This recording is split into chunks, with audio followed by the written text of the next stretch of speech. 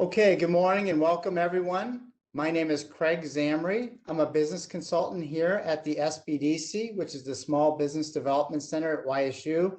And we're thrilled to kick off today's session, which is part 3 and the final part of our series on exploring tech transfer and commercialization webinar series.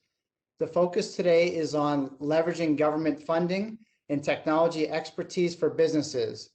The Ohio SBDC at YSU is partnering with the Ohio Aerospace Institute and YSU Procurement Technical Assistance Center, also known as PTAC, is empowering companies to transform their ideas into marketable products and services by leveraging America's Seed Fund. So Small Business Innovation Research, known as SBIR, and Small Business Technology Transfer, known as STTR programs. Each year, America's Seed Fund awards $200 million in funding to entrepreneurs across the country. This is going to be a really exciting session, and the purpose is to really help you learn how to get funded and make the impossible possible. So before I introduce our guests, we'd like to provide a quick outline of today's session. In a couple of minutes here, Anthony and Alexis from Ohio Aerospace Institute will begin with a presentation. And then we're going to take just a brief strategic pause and open it up for Q&A. My teammate, Jenna Binsley, will be monitoring the chat and Q&A, so please drop any questions in there, and Jenna will make sure she gets those to our guest speakers. After that, we'll move forward with Joey Scott, who's the director at Ohio Procurement Technical Assistance Center. And Joey will present, and then we're going to open up for a final Q&A and then have a summary session at that time. So with that, let's begin. We are super excited to welcome our speakers, Anthony Gillespie, Senior Program Manager at Ohio Aerospace Institute, Dan Gisser, Senior Program Manager at Ohio Aerospace Institute, Alexis Corini, Business Associate at Ohio Aerospace Institute, and Joey Scott, Director at Ohio Procurement Technical Assistance Center. First, I'd like to welcome Anthony and Alexis from Ohio Aerospace Institute at this time to go ahead and start with their presentation. Over to you, please. Thank you, Craig. So this morning, we're going to go through a few slides here, as Craig mentioned earlier, and really just introduce you to the SBIR program. Just to set a little tone as far as our slides here, first, I'm going to walk through and share a little bit about our institute, the Ohio Aerospace Institute, and then move towards really looking at and giving you an overview of the SBIR program. Following my slides that I present, then Alexis is going to talk about really for you, helping you evaluate whether or not the SBIR program is a fit and what you should think about as far as pursuing this opportunity. So starting off a little bit about our institute, the Ohio Aerospace Institute. We've been around for over 30 years, 30 plus years at this point. We're a large institute that has a focus, nonprofit institute that has a focus on the aerospace industry. And really, we work with stakeholders from aerospace industry, the academic sector, as far as universities throughout the state that have aviation programs. And we also work a lot with the government. As you can see, we have a significant amount of our revenue that's generated from government work. And over the years, we've done hundreds and hundreds of federal government contract awards. And so that's how we really have gained our expertise and understanding of the government sector. And really, as far as the opportunities that are offered through our work and through our experience of our team, is really how we've closely worked with the government sector. So a little bit more as far as where do we focus as an institute? There's really kind of 5 focus areas that we really engage in. As you can see, the one area that Alexis, Dan, and I have our key focus is the business assistance area, where we work with small businesses in particular as far as helping them look at technology-based opportunities in the marketplace. And so SBIR is an example of one way of working with the government, but you'll see in a few slides later, there's other ways to actually work with the government and engage as far as when you're looking at funding your innovation. As you can see on this slide here, there's four other areas. We have a number of researchers on staff. We have an education program. We have a membership program as well, as far as to engage and do outreach. And then as far as our innovation and technology area, then we work as far as doing a lot of consortium building as well. So a number of areas, we're very diversified as far as our work. Like I said, definitely today, we're going to talk to you specifically about what we can do as far as working with you from a business assistance standpoint. So drilling down a little bit more as far as the specific services that we do. Really, our main focus is really a SBIR program, Small Business Innovation Research. It's a program that offers over $3 billion a year. And you will see as far as, we'll drill down a little bit later as far as I have some slides here to talk about who really offers that as far as from a federal agency standpoint. The goal of the Small Business Innovation Program is really to support small companies that are looking at taking their innovations that can particularly meet the needs of the federal government.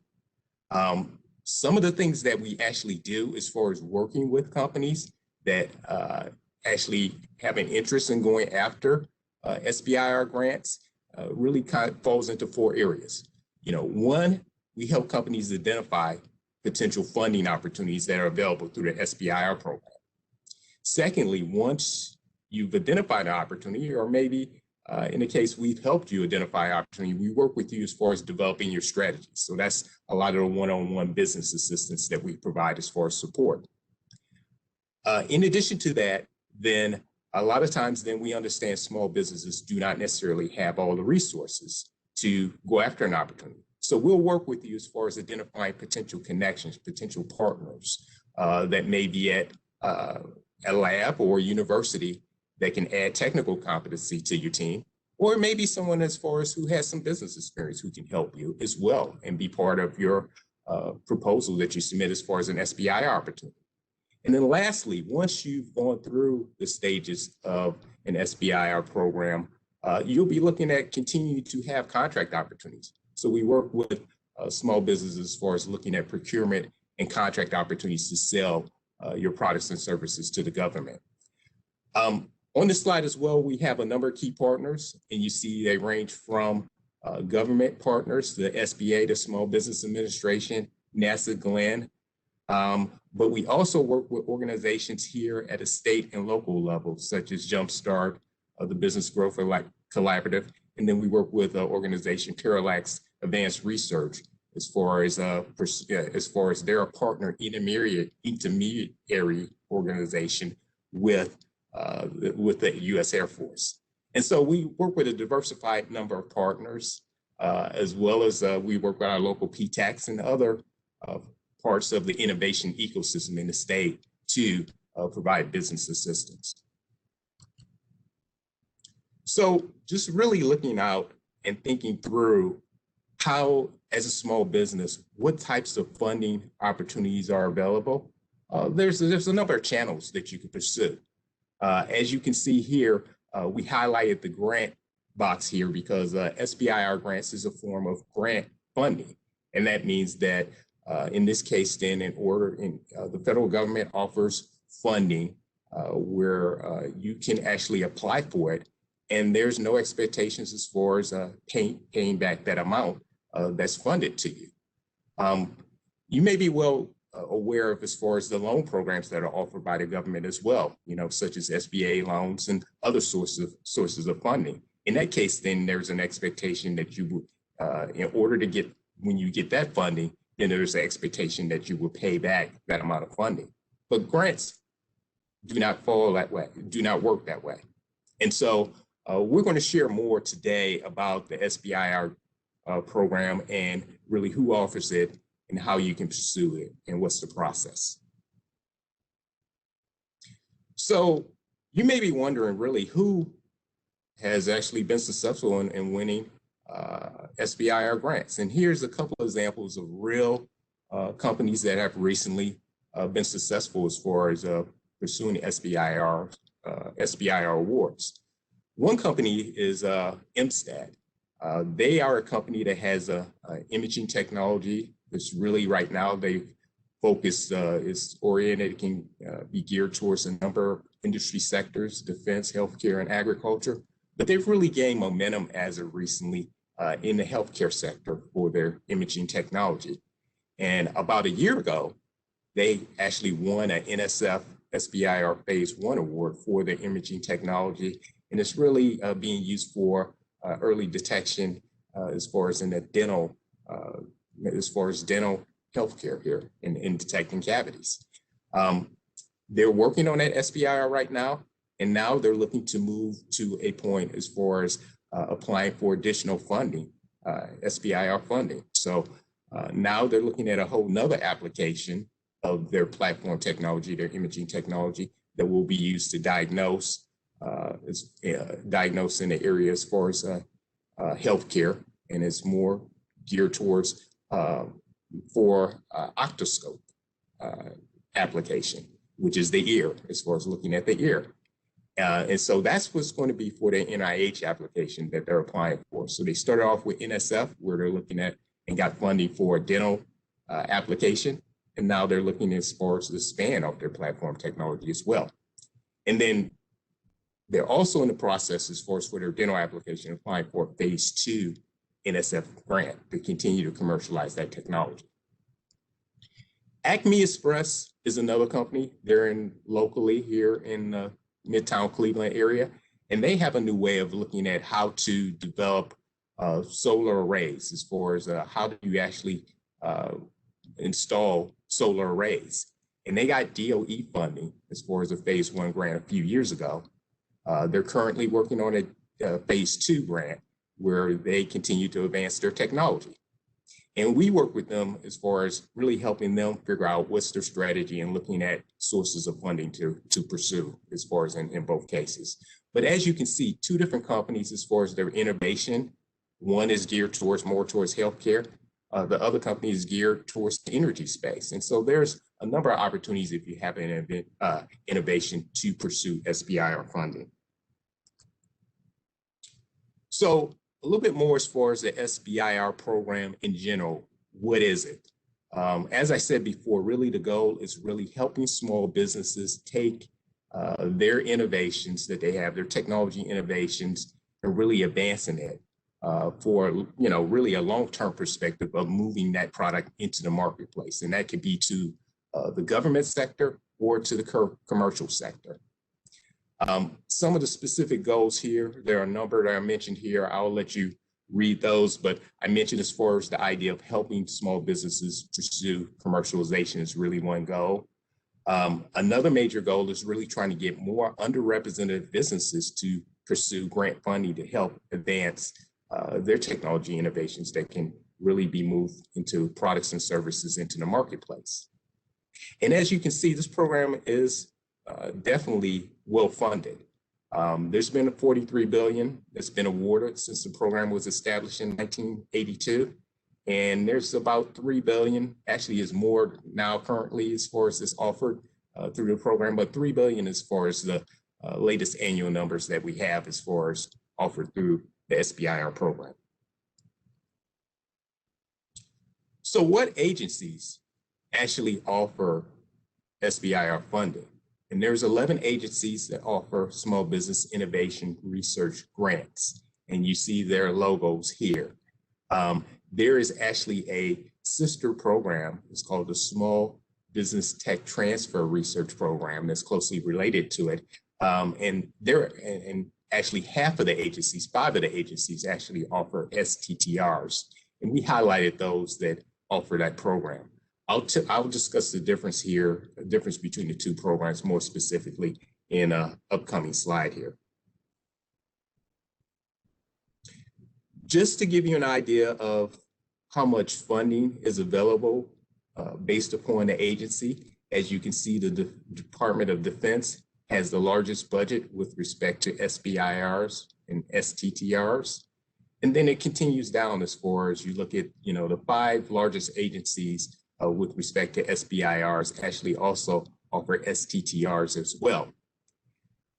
Keep in mind, just because agency has the biggest budget doesn't always mean that's going to be the best fit if you're a small business. It really comes down to when you're looking at and thinking through pursuing potential opportunities, you have to find the right fit for your innovation and that will meet the needs of that respective agency. So keep that in mind if you decide to pursue that program. So like I said here's the big difference between the two programs. As I said before, some of the larger agencies have an STTR program. The Small Business Innovation Research Program is really set up where the small business will apply for grant funding to advance their innovation. And they're not required to have a partner, a joint partner on the effort. For small business tech transfer, there is a requirement to have a partner, a nonprofit partner to apply for funding. And so that's the difference between the two programs. A lot of times then you will hear, as far as if you engage in the space, SBIR is used for both programs, but they are distinct as far as the application needs and the requirements between the two. The idea for STTR grants is that there's a realization that a lot of small businesses may not necessarily have all the resources on hand. And so it's to encourage partnerships where you can enhance and collaborate to really drive the advancement of your innovation. So with that, I'm going to pause here. We're going to transition over to Alexis, and she's going to talk a little bit more about really and help you think through whether or not this program is a good fit for your organization here. All right, good morning, everyone. I'm Alexis Corini at OAI. So really the first thing to consider is, are you even qualified for an SBIR award in the first place? And the basic requirements are pretty simple. As you can see, you have to be a US-based company, you have to be for-profit. Usually we see LLCs, you can be an S Corp, C Corp, and you have to fit the Small Business Administration's definition of a small business, which is less than 500 employees. But most of the companies that do apply for SBIR tend to be much, much smaller, 10 employees, 5 employees, and honestly, in some cases, even 1 employee. In addition to that, you do have to be greater than 50% owned and controlled by US citizens or permanent resident aliens. There are also some other considerations that do come with SBIR beyond just the very basic requirements. Applying for an SBIR award is a very big time commitment. Putting together a competitive proposal is normally at least 40 hours of work. Oftentimes it can be much, much more than that. Generally, the range that I've heard in the past is anywhere from 40 to 400 hours. And another big factor that comes into getting an SBIR award is building a credible team. A lot of times we do see companies that are very small, and when you're 5 people or 2 people or 1 person, sorry, a lot of times you don't have necessarily all of the expertise you need to really build a viable business. And in that case, it's important to bring on consultants and contractors who can help you out. So if you're strong in the technical side, it may be good to bring on someone who's strong in the business side, and vice versa. You can bring on, say, a clinician who works in that field if you're working on a medical device. And an additional consideration is if you have intellectual property. If you don't, it's smart to just do an initial search to see if there's competing technology that has been patented before. And one thing about the STTR program that Anthony briefly mentioned earlier is that you do have to have an IP agreement in place with that nonprofit research institution. So that's also something to be considering as you're going into the SBIR process. So typically we see 2 types of SBIR applicants. On one hand, you see some early stage companies that are way too early for private investment, any VC funding or anything like that. MSTAT would be an example of this. You see companies that really, their first venture as a company is this SBIR project. And then on the other hand, you see some more established small businesses like Acme Express, and they may have had some success with other business or other projects in the past, but they're really pivoting to start pursuing something new and are seeking SBIR funding for that. And really, when it comes down to it, why seek SBIR funding in the first place? I mean, the first answer is pretty obvious. It's money. It gives you a good amount of money to start developing your innovation, and it's a grant. It's not a loan, so you don't have to pay it back, and it's non-dilutive, so you're not giving up any portion of your company, which is really nice when it comes to government funding. But on top of that, there's some additional benefits to getting SBIR funding. One of them is it does bring some credibility to your business and to what you're trying to develop. Our colleague Dan likes to say that SBIR funding comes with a gold star. Really, the SBIR program is very selective, and first-time applicants usually have about a 16% success rate. So if you do get approved by whatever agency you're applying to and you do get funded, that really is kind of some verification that what you're developing and what you're trying to work on is something legitimate and it is a viable product, or the government at least thinks so. And that can really attract additional government support, additional outside funding. And so that's an additional benefit. And on top of that, it can also bring in some good network connections and some other help. Regardless of whether you get funded or not, you'll get peer-reviewed feedback on your proposal. So even if you don't get funded, they'll point out some of the weaknesses or the considerations that they had about what you were trying to do. And that's a good thing to take into account. You can adapt that feedback and apply again. The second time application rate is higher than the first time, as long as you do make the changes that they're asking you to make. In addition to that, you get to engage with subject matter experts, people who are leaders in this field in the government agencies. You can form a relationship with the project manager or the program manager. And that's really important going forward because you can learn more about what they're looking for. When you build that kind of relationship, you can potentially have almost a topic formulated for you in the future. So that does help you build connections, build potentially a future customer connection. And then on top of that, there are some commercialization assistance programs that are offered through the SBIR program. I'll talk a little bit more about that on the next slide, but they do help you get to that phase of commercialization after you finish doing all of the prototyping and all of the research on it. So a basic overview of the SBIR process is a 3-phase process. Ideally, most people start in phase 1. This is where we do see most applicants start because it's very early. Phase 1 is feasibility, concept development. It's really market validation type stuff. It typically lasts between 6 and 12 months, and the price that you're looking for there is $50,000 to $400,000. That depends on the solicitation and the agency that you're applying with. From there, you would move into a phase 2. This is more prototyping once you've done that feasibility research. And these projects normally last more from 1 to 2 years, and the award sizes are anywhere between $500,000 and $2 million. Ideally, from here, a company would move into phase 3. Phase 3 is the commercialization phase, and while there's no direct SBIR funding, the expectation is that you're getting that money through contracts, through government customers. When I mentioned on the previous slide that there are commercialization assistance programs that are being offered through the SBIR program, some of that is because the SBA and the different agencies that are participating in SBIR have realized there's a little bit of a gap between phase 2 and phase 3. And a lot of companies that do finish up that prototyping and a lot of the research on their technology aren't necessarily ready to commercialize.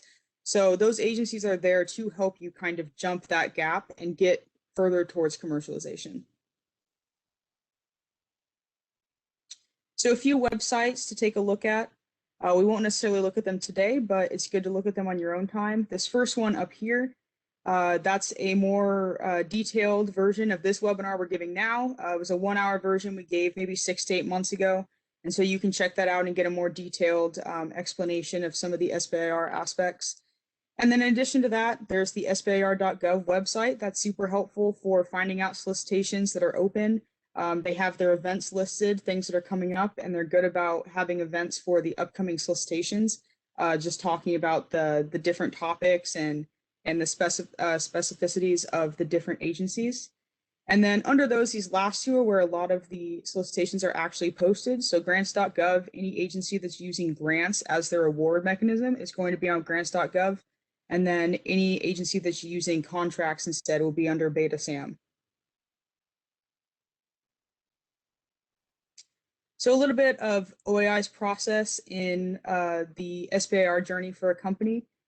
We do get funding from the FAST program to provide assistance for companies throughout all aspects of the SBIR journey. We start very, very early, even events like this for for companies that may not be aware of the SBIR program at all, to kind of increase awareness and get you to a point that you're ready to even start looking into it.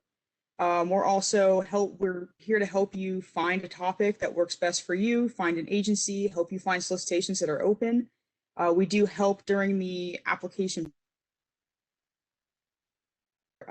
proposal. We don't write the proposal for you, but we can provide some feedback and some review. We can help you find a grant writer if that's something that you're interested in. And then if you do end up receiving an award, we're there to help coach you through the award time period.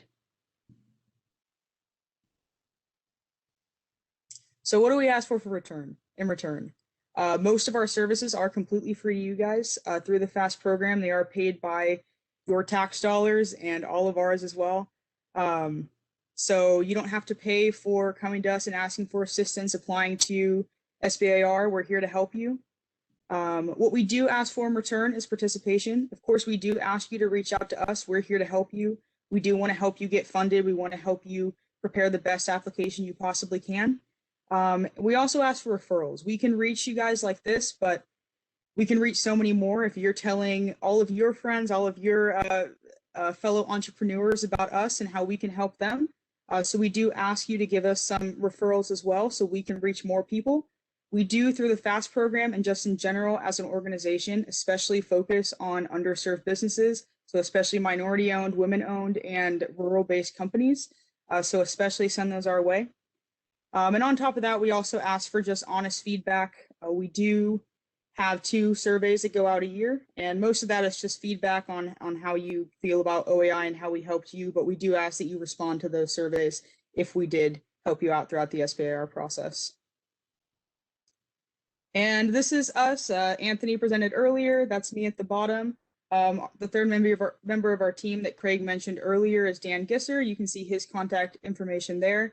And he didn't present today, but he is also very, very helpful. So please feel free to reach out to any of us with any questions that you may have. Excellent. Alexis and Anthony, thank you very much. That was a very thorough presentation with some amazing information in there. So really appreciate that. This is where, as promised, we said we'd take just a brief strategic pause. And I'm going to turn it over to Jenna here in a second, just to pose a couple questions from the Q&A that may have popped up, and to direct that towards your team. And then we'll transition to Joey Scott with PTAC for his presentation next. So at this time, Jenna, if there's any Q&A that you can ask right now. Yes, definitely. So one in here, it says, do you have any recommendations, suggestions on things we should do to better help us position our submission to be a successful candidate for their consideration? Yeah, a few things you can do just in general if you haven't taken those steps. One is to always do the exit interview. They usually have like post-award interviews. So always, if a respective agency, if you've submitted and haven't been successful, I would encourage you to always reach out to the respective agency and get that feedback. We have seen a number of companies that have not been successful initially turn that feedback into a successful submission. So that would be the first thing. A second point I would say is if you're in Ohio, of course, you can definitely reach out to us. We can provide some feedback based upon our experience. So we would review the proposal with you and we can provide some feedback. But if you're in another state, there's organizations like us who provide a similar service. So I would point you to them as well. Those are 2 quick things you can do specifically. I would love to know more details, and I can point you as far as additional options that you may have. Okay, great. And another one we have on here, it says, yesterday I was on the webinar for the NASA Tech Transfer webinar, and says, so how can I apply for a grant if I'm looking to license a technology from NASA? Well, definitely. It's 2 different processes as far as things, and you would work it in 2 steps. First of all, you would need to work with NASA, regardless of the NASA center. Let's say it's NASA Glenn here in Cleveland, and you will work with them to actually get the license in place. As far as our process, and when you look at SBIR or STTR grants, They have their own application process where you would actually look to see if there's an appropriate opportunity that you can apply for with the innovation that you may have licensed from NASA or that you've created on your own. So those would be the two steps. First of all, you want to work with NASA as far as getting the license and getting rights to it. And then once you have that, then you would look to see if there is an appropriate fit where you can meet the needs of the respective agency under the SBIR, STTR program. And so definitely I encourage you, if you have any more questions, reach out to us. We can have a separate conversation, but those would be the two steps in general that you would pursue. In the same way, I would say also when you're working with the university, you can license university technologies and do the same process as well. Start with them, get a license, and look at appropriate SBIR, STTR opportunities to fund the commercialization path. Okay, and one last one also we have in here. It says, may portions of the SBIR or STTR awards be subcontracted? Short answer, yes. And it depends upon the respective agency. They all have solicitations where they spell out how much of the funding can be subcontracted. Of course, as you see with the amounts as far as phase one, there isn't as much money. So very likely it's going to be less that you can subcontract. But to answer your question, yes, you can subcontract portions of the award. In both cases, I'm not sure if it was emphasized during our presentation, small business is the prime contractor with the government. So that means the small business is contracting with the government for an SBIR or STTR grant. And then you can actually subcontract to other resources to work with you on that effort. That could be a university or it could be a consultant. Okay, sounds good. And Craig, that wraps up for Q&A for right now. Jenna, thank you. Those were excellent questions from our participants. And I know we'll save any additional ones for the conclusion after Joey Scott presents. So I know Joey Scott is up right now at this time with PTAC. If you want to go ahead and start, Joey.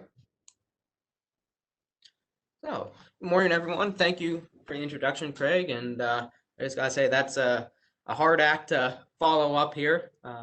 OAI, they're a great group of people, and they've done a lot, for Ohio companies here in the innovation realm. And, I refer clients up to them too all the time. So I want to take a few moments to kind of give you an introduction to myself and PTAC. And as Craig had mentioned, PTAC stands for the Procurement Technical Assistance Center. I am the director of our YSU office, but PTAC is a statewide program and it's a nationwide program too. So I just want to give you a broad overview about PTAC, what we do, and how we tie into innovation too. So this is a breakout of PTAC in Ohio.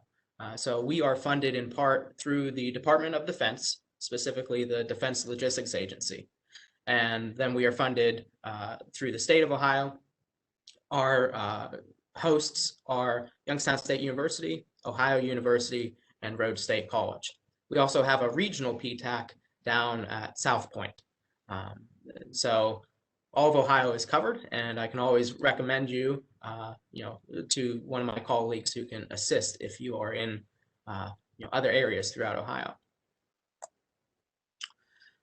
The brief little overview about why government contracting is interesting market to look at. Back in 2019, our clients had over $1 billion in contracts awarded, and that's a lot of it was federal opportunities. And so this includes SBIR, but also the normal contracting too, once you reach the commercialization stage and beyond. So what does PTAC do? We assist with anything that deals with government contracting from start to finish. So looking at the registrations at the very beginning, helping businesses look at the federal and state business certifications, helping them put together a capability statement to help network with agencies and large prime contractors. how many companies look at and find opportunities, whether that be SBIR or other opportunities too. And then, on the post-award side of things, understanding the contract clauses, understanding, any other requirements of a contract, but also we can assist with, some of the, difficult things. For example, if you have a DoD contract, they require you to invoice in something called wide area workflow. And that can be difficult at times, and we can assist. And, a lot of the registrations, I can do a Zoom call and walk clients through as they share their screen. And everything that we do is inherently confidential. That is written into our terms and conditions. So, we're here to help. I specifically cover Columbiana, Trumbull, and Mahoning County. But like I said, we are a statewide program, so I can always connect you with my wonderful colleagues throughout the rest of the state. I want to take a few moments to just talk about and kind of emphasize some of the important points that OAI had mentioned earlier. Something that Alexis kind of just touched on briefly is, making sure you have a good timeline for, the proposal. And that isn't just writing the proposal. That's also the business side of things too, getting the right registrations in place so that you can submit it. I mean, if you spend all your time writing the proposal, but you're not qualified to submit it because you don't have the SBIR.gov registration, or if it's a DoD, you need to register in their system. And all of these registrations take time. And one of the most timely, or not timely, but most time consuming registration is the System for Award Management, or SAM.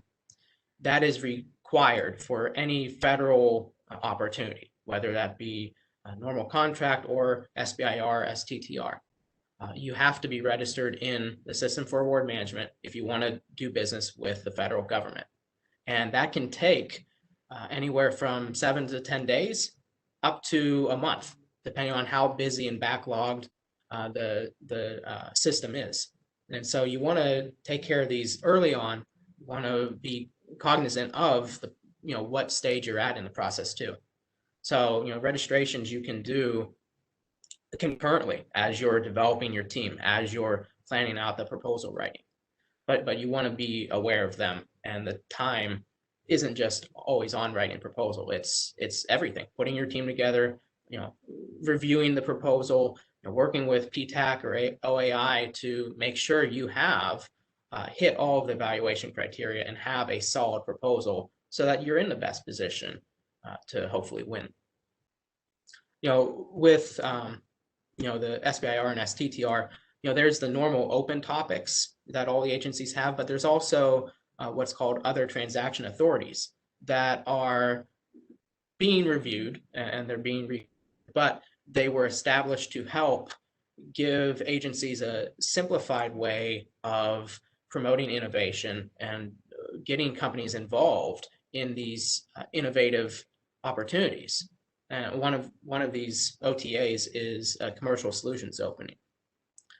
So I bring this to point out that you want to look at all the opportunities as you're doing your research as well. And then once you get to phase 3 and you're commercializing, that's where I can really help you out and dive into looking at the market, who's buying what you have, because the whole point of the SBIR STTR program is to help you get to that commercialization, and oftentimes you will have a sole source opportunity with the funding agency. So say it's NASA, or say it's the Army. They're going to want first dibs on what you developed. But there's other agencies out there too that are going to be interested and want to do business with you too. So it's important to do that market research, look at the agency forecasts and the historical spending, and see what is out there. And as Alexis mentioned, beta SAM, that is going to be a lot of federal opportunities, and not just for the SBIR and STTR, but looking at the commercialized opportunities as well. And just on a side note, Beta SAM is going to be rolled into sam.gov later this year, fingers crossed. So hopefully, as we're doing all these webinars, we don't have to say beta every other word. It'll just be all sam.gov.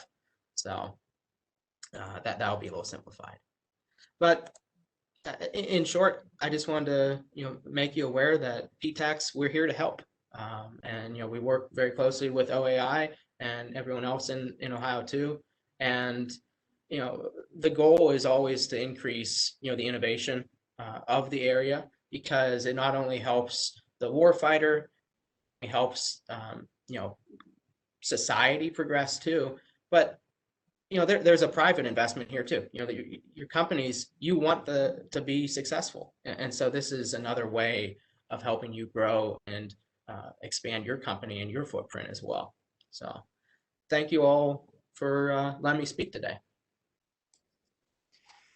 Joey, that's an excellent presentation. Thank you very much again for the overview. I do want to see at this time, check back in with Jenna if there's some more questions that have come up, and if so, if you want to go ahead and pose those, please. Yeah, sure thing. So for PTAC, there's a question here. It says, is there a way to quote unquote test out government contracting to see if it's a right fit for my business?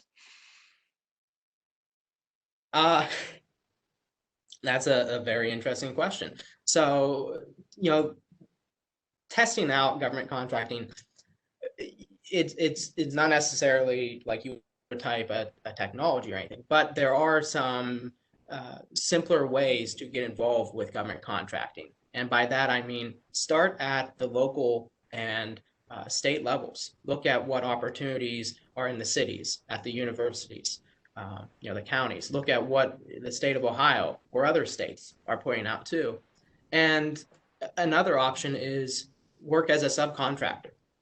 So, someone else is taking the majority of the risk and, reward too for the contract, but as a subcontractor, you're responsible for a small part of that project. You are then performing on that. You're getting experience doing government contracting. You can add that to your portfolio, and it builds up your past performance, because as you progress from state and local opportunities up to federal opportunities, the government doesn't necessarily care if you're a subcontractor or a prime contractor. They care more to see that you have an understanding and experience with government contracting as a whole. With the SBIR and STTR opportunities too, look at some of the first-time award winners too, and look at what they did and how their company is structured, and see if there's similarities between what you're doing and what they've done as well. Okay, great. And then we have another question for the OAI team. It says, can you quickly explain the 3 phases again of the STTR program? And do you have to start at phase 1, or can a company submit for phase 2? To answer the question, there's 3 phases. Phase 1 is really the first stage. And it usually for that stage, then you're looking at the feasibility of an innovation. I like to call it the stage where you have an idea on a napkin and you're trying to prove whether or not it works. And usually for those amounts by the agency, the funding amounts range from about $50,000 to about $250,000 as far as the funding amounts. Phase 2 moves to a stage where you're really getting into building a prototype or scaling up a process or innovation or improving the manufacturability of a innovation. And for that, phase 2, then usually the funding amounts range from about $500,000 to about $1.5 million. So that's the phase 2 stage, really kind of more of the prototyping stage. Phase 3, there's no direct funding available for through the SBIR, STTR program. That's what Joy mentioned earlier and what we've mentioned as far as more of the commercialization stage. The expectation is the company has gotten funding through the SBIR or STTR program. And they're looking at now you have a product or a service that you can actually contract either to the government in a lot of cases, because they put out SBIR or STTRs based upon their needs, or you're actually, selling to the commercial marketplace. And so in that case, that commercialization stage, then phase 3, then you're actually going out and you're looking at pursuing contractual opportunities. It's based upon what the market will bear. In certain cases, there's an advantage to winning an SBIR award because a lot of the agencies are looking at fulfilling their needs, so they're going to sole source to you if you're a successful awardee. But in other cases, then you're selling to the government, as a potential client or to the commercial marketplace. So those are the stages. Anthony, can I jump in as well? This is Dan Gisser. Yeah. Another part of the question I think I heard was, do you have to proceed from phase 1 at the beginning to phase 2 to phase 3? Yeah. The answer is usually yes, but there are some exceptions where you can go straight to phase 2 or combine phases 1 and 2 with one application. It depends very much on which agency you're talking about and which solicitation. You can also, if you're ready, go straight from phase 1 to phase 3, commercialization. You can jump into commercialization anytime you're ready as well. But the short answer is, yeah, typically you go from 1 to 2 to 3, but there are some exceptions. Yeah, and it's as Dan mentioned, it's specifically based upon the agency. We can help you investigate that if that's of interest. Okay, thank you. And then finally, one last question we have in here. It says, are there any well-known success stories that have successfully completed the SBIR or STTR program that people might know? Yeah, so the one case is 23andMe. We actually have a slide that we show a lot of times. If you go out and you look at our YouTube video, you'll see more about them. But you've probably seen the commercials as far as they do genetic testing. And 23andMe has actually won a number of phase 1 and phase 2 SBIR awards for various aspects of their genetic testing technology that they offer here in the marketplace. And as you probably are well aware, probably the majority of their awards came from the National Institute of Health, which is Health and Human Services is the main agency. But that's one example of a company more on a national basis that you see out here that's currently exists and has used SBIR or STTR funding to be successful. I have one more thing to add there as well. Not necessarily a direct answer to the question, but just another thing to add off of that. We don't have that slide up right now, but if you do look at the specific things that 23andMe was funded for, a lot of them are very similar. So the SBIR program will not fund you for the same project multiple times, unless obviously you're moving from a phase 1 to a phase 2 and onward, but you can do different aspects of the same project. So 23andMe specifically started studying their genetic testing, and then they started studying maybe the genetic testing in African-American populations, and then maybe like South Asian populations. So that is something as you're applying that you can keep in mind as well. Okay. And Craig, that wraps up Q&A for us here. Okay, great. Excellent questions and really very thorough responses. So thank you. Again, Anthony, Alexis, Dan, and Joey, we truly appreciate taking the time to help our attendees learn more about how to leverage government funding and technology expertise for businesses. Special thanks to Ohio Aerospace Institute and PTAC for your time today. I also like to thank Jenna Binsley for, again, setting up all these sessions and doing all the digital work to get these materials in place.